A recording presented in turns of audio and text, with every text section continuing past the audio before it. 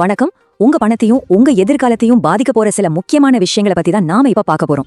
தமிழ்நாட்டுல தேர்தல் வாக்குறுதிகள் உங்க பாக்கெட்டை எப்படி பாதிக்க போகுது, மத்திய அரசு ஊழியர்கள் ஓய்வூதியதாரர்களுக்கு என்னென்ன புது மாற்றங்கள் வந்திருக்கு, வாங்க ஒன்னொன்னா டீட்டெயிலா பார்க்கலாம்.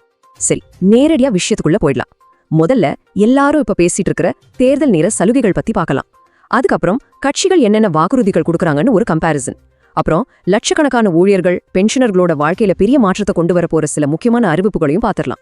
முதல்ல நாம பார்க்க போறது தமிழ்நாட்டுல இப்போ ஹாட் டாபிக்கா இருக்கிற ஒரு விஷயம். அதுதான் நகை கடன் தள்ளுபடி. ஆமா, இதுதான் இப்போ எல்லா மனசுலயும் இருக்கிற கேள்வி. போன எலெக்ஷன்ல பண்ண மாதிரி இந்த தடவையும் நகை கடன் தள்ளுபடி செய்வாங்களா? மக்கள் ரொம்ப ஆவலா எதிர்பார்த்துட்டு இருக்காங்க. இந்த எதிர்பார்ப்புக்கு பின்னாடி என்ன காரணம் இருக்குன்னு கொஞ்சம் பார்க்கலாமாங்க? இப்போ இருக்கிற நிலைமையை புரிஞ்சுக்க நாம கொஞ்சம் பின்னோக்கி பார்க்கணும். அதாவது 2021ல திமுக அரசு 5 சவரன் வரைக்கும் இருந்த நகை கடன்களை தள்ளுபடி செஞ்சாங்க. இந்த ஒரு முடிவுக்கே அரசுக்கு கிட்டத்தட்ட 6000 கோடி ரூபாய் செலவாச்சு. போன தடவை தள்ளுபடி அறிவிச்சப்போ நிறைய பேர் சந்தோஷப்பட்டாங்க.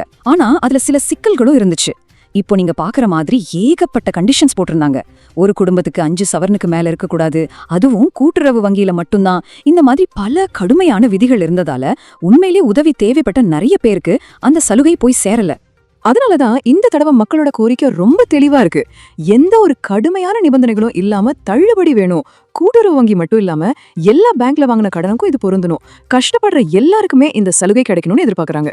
இந்த நகைக்கடன் தள்ளுபடி எதிர்பார்ப்புங்கிறது ஒரு சாம்பிள் தான். 2026 தேர்தலை மனசுல வச்சுக்கிட்டு கட்சிகள் மக்களை கவர்றதுக்கு என்னென்ன வாக்குறுதிகளை அள்ளி வீசுறாங்கன்னு ஒரு ரவுண்ட் பாத்திரலாம்.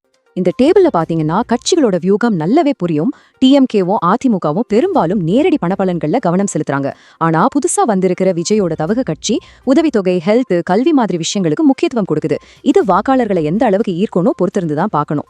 புதிய அரசியல் களத்துல இறங்கி இருக்கிற நடிகர் விஜய் மத்த பெரிய கட்சிகளை பத்தி ஒரு விமர்சனம் வச்சிருக்காரு. அவங்க 2 பேரும் வேற வேற இல்ல, ஒரே குட்டையின் முட்டைன்னு சொல்றாரு. அவங்க தேர்தல் அறிக்கைகள் கிட்டத்தட்ட ஒண்ணு போலதான் இருக்கிறதா அவர் சுட்டிக்காட்டுறார். அவரோட கட்சி வாக்குறுதிகளை பார்த்தா அவங்க ஒரு வித்தியாசமான பாதையில போறது தெரியுது. உதாரணத்துக்கு, குழந்தைங்க படிப்பை பாதியில நிறுத்தாம இருக்க, பெற்றோருக்கு வருஷத்துக்கு 5000 ரூபாய் உதவி, தரமான கல்விக்காக காமராஜர் மாதிரி பள்ளிகள்னு சமூக உள்கட்டமைப்புல முதலீடு செய்ய போறதா சொல்றாங்க. சரி, இதெல்லாம் தேர்தல் வாக்குறுதிகள்.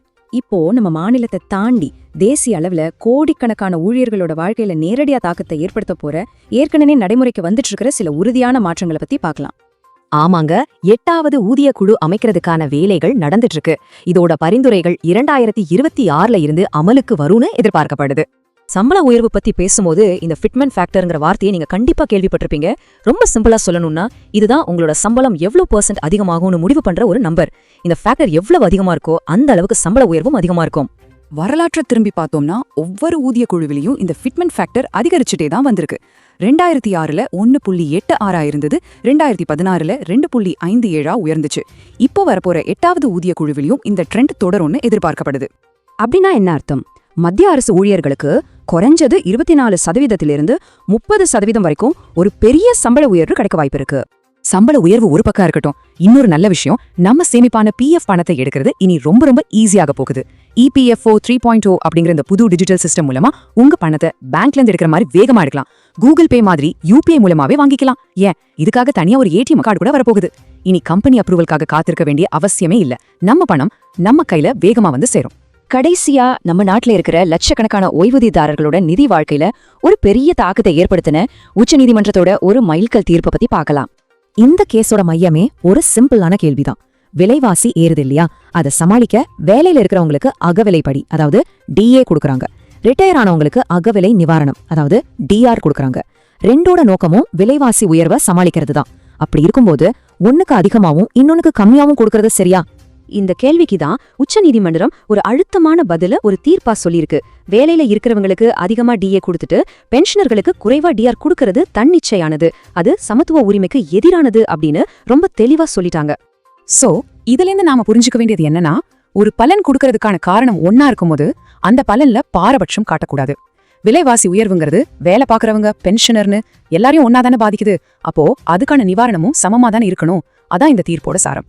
ஆக இன்னைக்கு நாம பார்த்ததுல தமிழ்நாட்டுல தேர்தல் நேரத்துல நகைக்கடன் தள்ளுபடி மாதிரியான எதிர்பார்ப்புகள் ஒரு பக்கம் இருக்கு. கட்சிகளும் பல நிதி உதவிகளை வாக்குறுதியா தர்றாங்க. இன்னொரு பக்கம் தேசிய அளவுல 8வது ஊதிய குழு மூலமா சம்பள உயர்வும், உச்சநீதிமன்ற தீர்ப்பால பென்ஷனர்களுக்கான உரிமைகளும் உறுதி செய்யப்பட்டிருக்கு. கடைசியா நம்ம முன்னாடி நிக்கிற கேள்வி இதுதான். இந்த மாதிரி வாக்குறுதிகளும் திட்டங்களும் சட்டங்களும் உண்மையிலே ஒரு சாமானிய மனிதனோட நிதி நிலைமையில ஒரு நீடித்த ஒரு உண்மையான முன்னேற்றத்தை ஏற்படுத்துமா? யோசிக்க வேண்டிய விஷயம்.